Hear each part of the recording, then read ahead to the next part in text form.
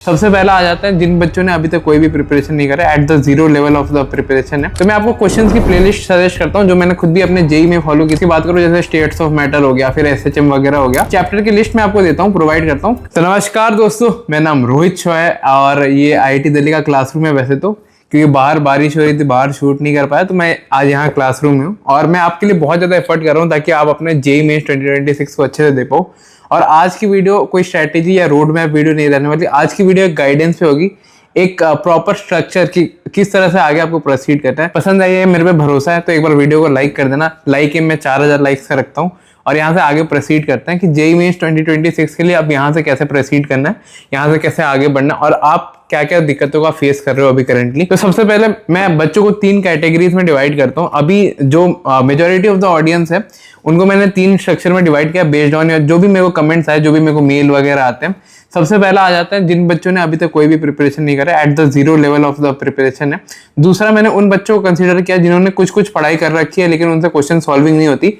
वो कंसेप्ट अच्छे से समझ लिए, लेक्चर वगैरह अच्छे से अटेंड कर लिए, लेकिन जब क्वेश्चन सॉल्विंग की बारी आती है तो उनका दिमाग नहीं चल रहा है और एक एक क्वेश्चन में बहुत ज्यादा टाइम लग रहा है। तो उनके लिए क्या करना चाहिए। और लास्टली जिन बच्चों ने अच्छा सा कवर कर लिया है लेकिन उसका 11th वाला पोर्शन कहीं ना कहीं वीक रह गया या कुछ सर्टेन पोर्शन है जिसमें उसको कॉन्फिडेंस नहीं है, तो वो मेरा छोटा सा भाई वो कैसे आगे प्रोसीड करेगा। तो सबसे पहला मैं स्टार्ट करता हूँ जिन बच्चों ने अभी तक कोई भी प्रिपरेशन नहीं करी at the zero level of preparation है। उनका सबसे बड़ा जो डाउट रहता है, can I still crack JEE Mains 2026।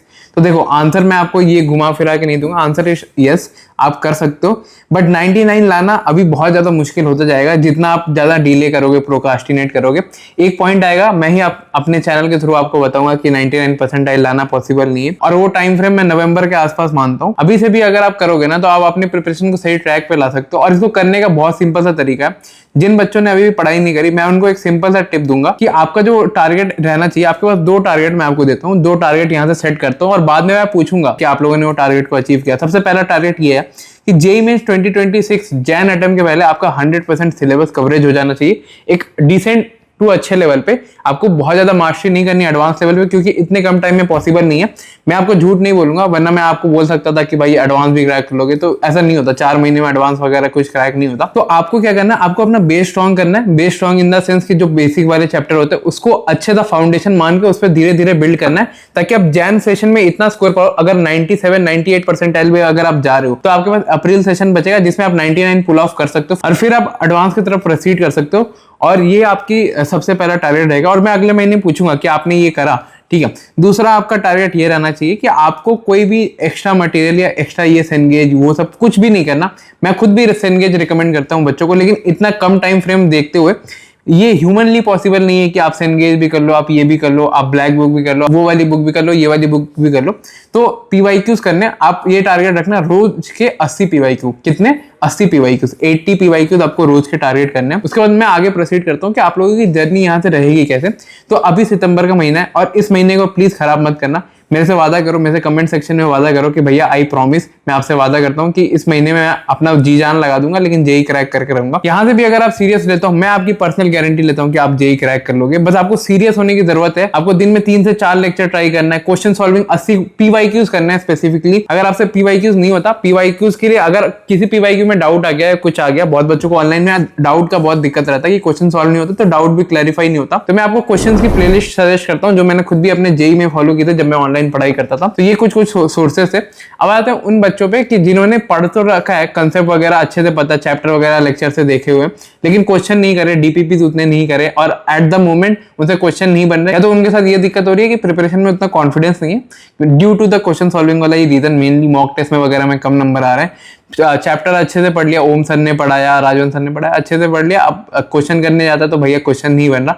तो मैं आपको एक सिंपल सा सजेशन ये दूंगा कि आपको समझना पड़ेगा जेई जो एग्जामिनेशन है उसमें 80% क्वेश्चन सॉल्विंग पे बेस्ड है, 20% उसमें थ्योरी का काम आता है। कोई भी बच्चा अगर आप एडवांस या आईआईटी दिल्ली में मैं जिन बच्चों से मिलता हूँ जिन्होंने ऑनलाइन बैच से पढ़ा है, पीडब्ल्यू से पढ़ा है या किसी भी इंस्टीट्यूट से पढ़ा है, ऑनलाइन माध्यम से पढ़ा है, उनसे मेरी यही बात हुई कि जब जेई में वो पढ़ते थे तो क्वेश्चन सॉल्विंग पे ज्यादा फोकस करते थे। और मैंने खुद भी, आपका रोहित भैया खुद भी, मैं क्वेश्चन सॉल्विंग पे ज्यादा एम्फोसाइज करता था, क्योंकि मेरे को पता है अगर मैं कंसेप्ट पढ़ लेता हूँ और मेरे को पता ही नहीं कि उसका एप्लीकेशन कैसे हो रहा है, तो मैं जेईई में +4 मार्क्स कैसे अचीव करूंगा। तो अभी आप क्या करो, अभी जो आपका वीक स्पॉट है क्वेश्चन सॉल्विंग पे, मैं आपको ये सजेशन दूंगा कि जो लास्ट 10 ईयर के पीवाईक्यूज है उसको एक बार रफली एक बार सरफेस लेवल पे ऊपर पे देख के जाओ। और कुछ कुछ क्वेश्चन ऐसे होंगे जो आपसे बन जाएंगे, कुछ कुछ क्वेश्चन ऐसे होंगे जो आपसे नहीं बनेंगे।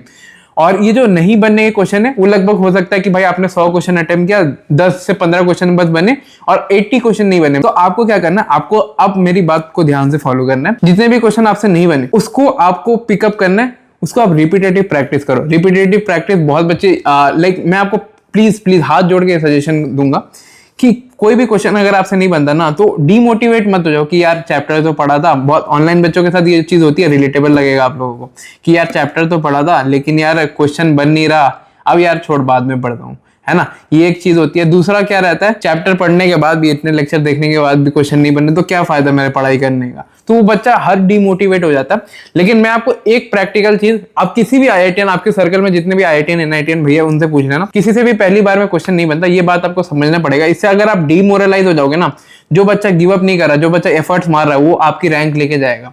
ठीक है, ये चीज आपको स्ट्रिक्टली समझनी है। आपको क्या करना है, रिपीटेटिव प्रैक्टिस करना है। मैं अगले मंथ आके आपसे पूछूंगा कि आपने ये चीज करी थी। आपका टारगेट क्या है कि पिछले 10 साल के पीवाईक्यूज उठाने, जो क्वेश्चन हो जा रहा है उसको अलग मार्क करो, जो क्वेश्चन नहीं हो रहा है उसको अलग मार्क करो, जो चीज नहीं हो रही है उसको रिपीटेटिव, मतलब हफ्ते में 2 बार 3 बार उसको रिवाइज कर लिया, क्या क्या कंसेप्ट लगा था, किस स्टेप में ये देखो थर्मोडायनेमिक्स में ऐसा लगा था, उसके बाद फर्स्ट लॉ ऐसा लगाया। तो आपको स्ट्रक्चर याद रहना चाहिए इस टाइप के क्वेश्चन में कैसे कैसे एप्लीकेशन किया जाता है। मैं आपसे, आपका रोहित भाई, मैं आपसे हाथ जोड़ के बोलता हूँ ये चीज कर लो, क्योंकि यार क्वेश्चन अगर आपसे सॉल्व नहीं होंगे ना, आप कितना भी पढ़ाई करके चलो आपका मेंस क्रैक नहीं होगा, जस्ट बिकॉज आपको अप्लाई करना नहीं आता। तो लास्ट बच्चे उन पे आ जाता है जिनकी 11th वाला पोर्शन या कुछ पोर्शन ऐसा है जो बहुत ज्यादा वीक रह गया, अब एग्जाम पास में उनको समझ में नहीं आ रहा कि क्या करना चाहिए, कंफ्यूज है कि डिटेल लेक्चर करे कि वन शॉट में जाए उन चैप्टर को।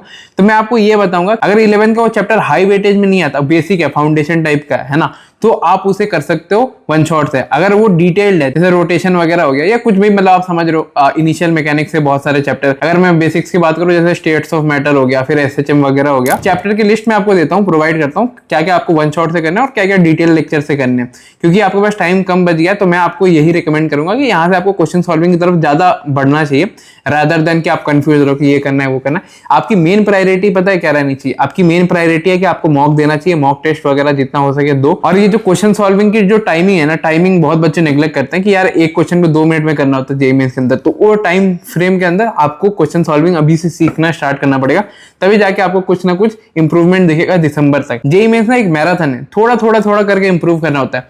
बहुत बच्चे ना गिव अप इसलिए कर देते हैं क्योंकि उनको एक दिन में रिजल्ट चाहिए होता है, एक हफ्ते में रिजल्ट चाहिए होता है। तो जेईई मेंस ऐसा नहीं है। आप खुद ही बताओ, कोई बच्चा अगर 2 साल से पढ़ाई कर रहा है, ठीक है, और अभी से अगर आप स्टार्ट करो ये सब चीज इंप्रूव करना, आपको भी टाइम लगेगा। उसने 2 साल घिसा है तब जाके वो अभी स्टेज में 1.5 साल तक उसने यही सब करा है। मेरा ये वीडियो एज अ सजेशन था क्योंकि बहुत बच्चे कंफ्यूज थे और बहुत बच्चे ना डिमोटिवेट हो गए, और मैं आपको एक प्रॉपर स्ट्रक्चर देना चाहता था, ना ही ये वो, वरना मैं आपको बोर्ड लेके यही बोल देता कि यार ये 10 चैप्टर है, 10 चैप्टर में से 160 नंबर आए थे पिछली बार में, ये 10 चैप्टर करके जाओ।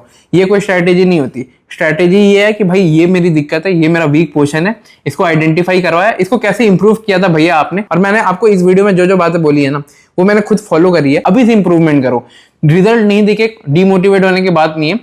15 दिन, मतलब 15 से 21 दिन में अगर आपका इंप्रूवमेंट नहीं होता तब जाके आप कहीं गलत स्टेप कर रहे हो। मैं आपको ये भी आइडेंटिफाई करवा देता हूँ कि कहाँ कहाँ गलत जा सकते हो। लास्टली मैं 1-to-1 मेंटरशिप भी बहुत अपने छोटे भाई बहन से स्टार्ट करूंगा जल्दी, फ्री टेस्ट सीरीज के साथ ही। बाकी मिलता हूँ किसी और वीडियो से। आपका बड़ा भाई Rohit Shah signing off, bye.